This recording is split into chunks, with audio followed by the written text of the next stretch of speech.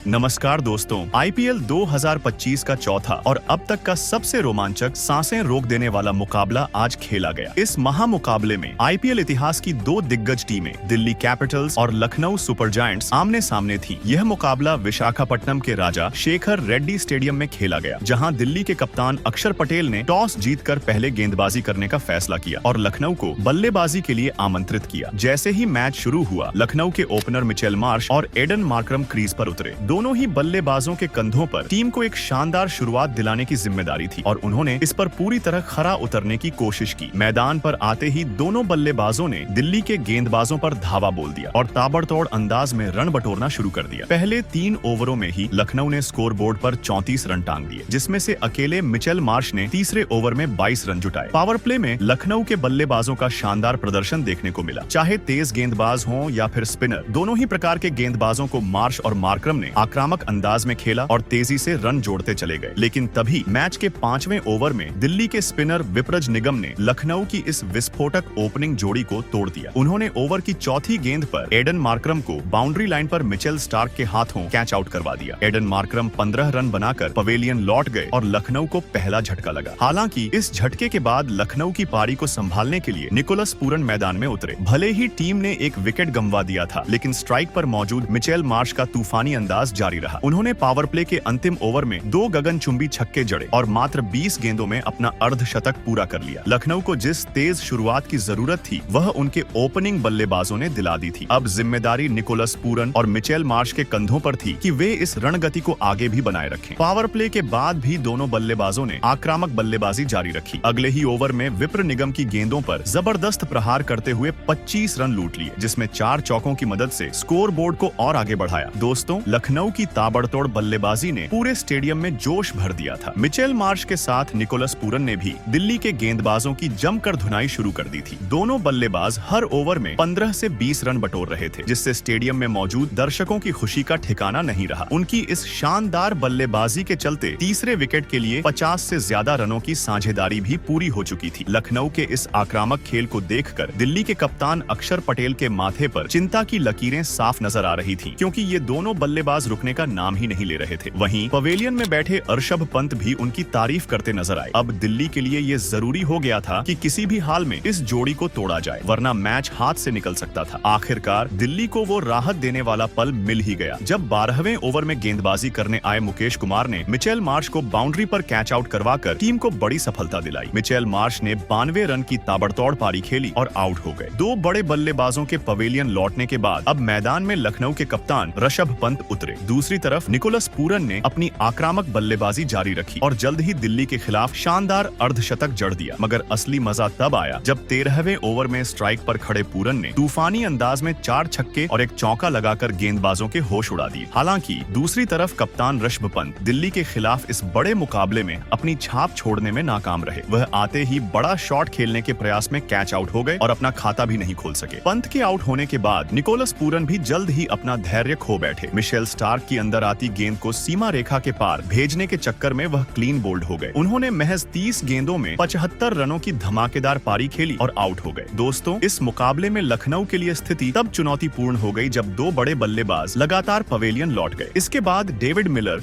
और आयुष बड़ौनी क्रीज पर उतरे, लेकिन दिल्ली के खिलाफ खेल रहे नए बल्लेबाज आयुष बड़ौनी ज्यादा देर तक टिक नहीं सके। उन्होंने कुलदीप यादव की गेंद पर बड़ा शॉट खेलने की कोशिश की, लेकिन कैच आउट हो गए और महज 4 रन बनाकर पवेलियन लौट गए। इसके बाद शार्दुल ठाकुर मैदान में उतरे, लेकिन वह भी ज्यादा देर नहीं टिक सके और सिर्फ 2 गेंद खेलकर रन आउट हो गए। इस कारण लखनऊ, जो एक बड़े स्कोर की ओर बढ़ रही थी, अचानक दबाव में आ गई, क्योंकि उनके 5 मुख्य बल्लेबाज पवेलियन लौट चुके थे। अब अंतिम 3 ओवर बचे थे और मैदान पर शाहबाज अहमद बल्लेबाजी के लिए उतरे। टीम को आखिरी ओवरों में तेज बल्लेबाजी की जरूरत थी, लेकिन लखनऊ के विकेट गिरने का सिलसिला जारी रहा। इससे ऐसा लगने लगा कि टीम 200 रन के आंकड़े तक भी नहीं पहुंच पाएगी। हालांकि एक छोर पर डेविड मिलर टिके रहे और उन्होंने शानदार बल्लेबाजी करते हुए लखनऊ को 200 के पार पहुंचाया। उनकी दमदार पारी की बदौलत लखनऊ ने दिल्ली के सामने 210 रनों का विशाल लक्ष्य खड़ा कर दिया। इसके बाद दिल्ली की टीम लक्ष्य का पीछा करने उतरी, जिसमें जैक फ्रेजर और फाफ डू प्लेसिस ने पारी की शुरुआत की। लेकिन दिल्ली को तेज शुरुआत देने की जिम्मेदारी निभाने में दोनों बल्लेबाज नाकाम रहे। दिल्ली की शुरुआत शुरुआत बेहद खराब रही क्योंकि पहले ओवर में ही शार्दुल ठाकुर ने टीम को 2 बड़े झटके दे दिए। तीसरी गेंद पर जैक फ्रेजर आयुष बड़ौनी के हाथों कैच आउट हो गए और फिर अगली ही गेंद पर नए बल्लेबाज अभिषेक पोरेल भी अपना खाता खोले बिना आउट हो गए। पहले ही ओवर में 2 झटके लगने के बाद दिल्ली की ओर से समीर रिजवी मैदान पर उतरे, लेकिन लखनऊ की घातक गेंदबाजी के सामने वह भी नहीं टिक सके। अगले ही ओवर में उन्होंने विकेट कीपर ऋषभ पंत को एक आसान कैच दे दिया और पवेलियन लौट गए। इस तरह दिल्ली के लिए मुकाबला मुश्किल होता चला गया, जबकि लखनऊ ने अपनी बेहतरीन गेंदबाजी और बल्लेबाजी से इस मैच में दबदबा बनाए रखा। समीर रिजवी सिर्फ 4 रन बनाकर आउट हो गए और शुरुआती 10 गेंदों के भीतर दिल्ली के 3 बड़े बल्लेबाज पवेलियन लौट गए। इस मुश्किल स्थिति में अब मैदान पर कप्तान अक्षर पटेल उतरे। अगले 2 ओवर में अक्षर पटेल और फाफ डुप्लेसिस ने शानदार बल्लेबाजी करते हुए टीम को संभालने की कोशिश की, लेकिन पावर प्ले के आखिरी ओवर में कप्तान अक्षर पटेल बड़ी गलती कर बैठे। पावर प्ले का फायदा उठाने के प्रयास में उन्होंने बड़ा शॉट खेला, लेकिन निकोलस पूरन ने उनका शानदार कैच पकड़ लिया। दिल्ली ने पावर प्ले में 4 बड़े विकेट गंवा दिए, जिससे पहले 6 ओवर में स्कोर बोर्ड पर महज 58 रन ही जुड़ सके। हालांकि दिल्ली को अब भी लखनऊ द्वारा दिए गए लक्ष्य तक पहुंचना था। मैदान पर मौजूद फाफ डुप्लेसिस और नए बल्लेबाज ट्रिस्टन स्टब्स को अब एक मजबूत साझेदारी निभानी थी, लेकिन दिल्ली के लिए मुश्किलें खत्म नहीं हो रही थी। पावर प्ले के बाद भी दिल्ली को बड़ा झटका लगा। इस बार रवि बिश्नोई की शानदार गेंदबाजी के आगे फाफ डुप्लेसिस टिक नहीं पाए और 29 रन बनाकर पवेलियन लौट गए। लगातार गिरते विकेटों के कारण दिल्ली की जीत मुश्किल होती जा रही थी। अब मैदान पर नए बल्लेबाज आशुतोष शर्मा आए। टीम को तेज बल्लेबाजी की जरूरत थी और उन्होंने ट्रिस्टन स्टब्स के साथ कुछ बेहतरीन शॉट लगाए। ट्रिस्टन स्टब्स ने 2 गेंदों पर लगातार 2 शानदार छक्के जड़े, जिससे दिल्ली की उम्मीदें बढ़ी। लेकिन उनकी ये शानदार पारी ज्यादा लंबी नहीं चली, क्योंकि अगली ही गेंद पर वे क्लीन बोल्ड हो गए। उन्होंने 34 रन की बेहतरीन पारी खेली, लेकिन उनके आउट होने से दिल्ली की परेशानी फिर बढ़ गई। ऐसा लगने लगा कि लखनऊ आसानी से यह मुकाबला जीत लेगी, लेकिन विप्र निगम ने मैदान पर आते ही टहलका मचा दिया। उन्होंने आक्रामक अंदाज में बल्लेबाजी की